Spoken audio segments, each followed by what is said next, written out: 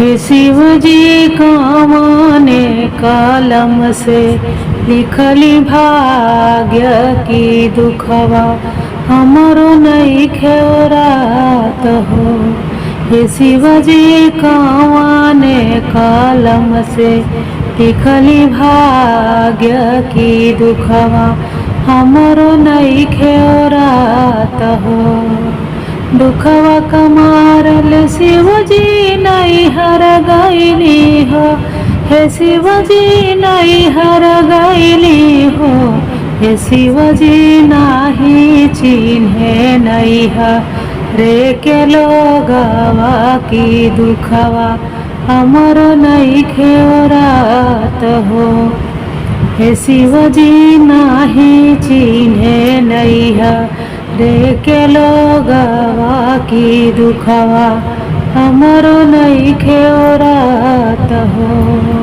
दुखवा कमारल शिव जी बाबू लगे गईली हो। हे शिव जी बाबूजी लगे गईली हो।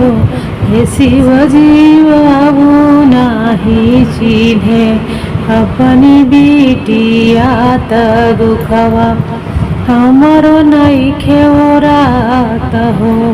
हे शिव जी माई नहीं चिन्हे अपनी बिटिया त दुखवा हमरो नइखे रात हो। दुखवा कमारल शिव जी भैया लग गईली हो।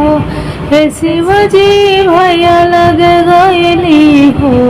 हे शिव जी भैया नाही चिन्हे अपनी बहिनी त दुखवा हमरो नइखे रात हो।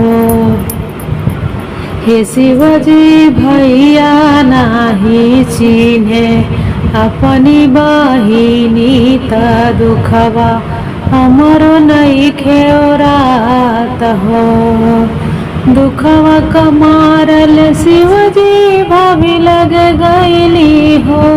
हे शिव जी भाभी लग गईली हो।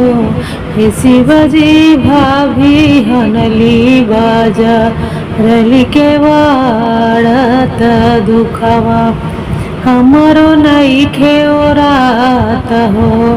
हे शिव जी भाभी हनली बाजा रली के वाड़त दुखवा हमरो नइखे रात हो।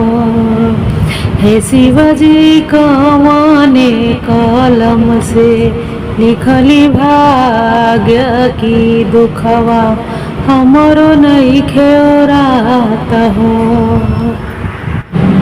दुखवा कमारल अइली शिव जी रउर दुआरिया है।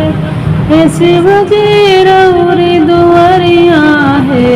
हे शिव जी फेरती ना हमरो पर नजरिया की दुखवा मोर ओराई जइते हो।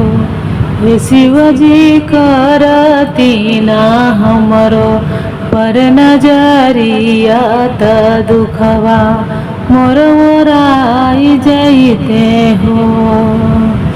हे शिव जी कौने कलम से लिखली भाग्य की दुखवा मोर रात नइखे हो।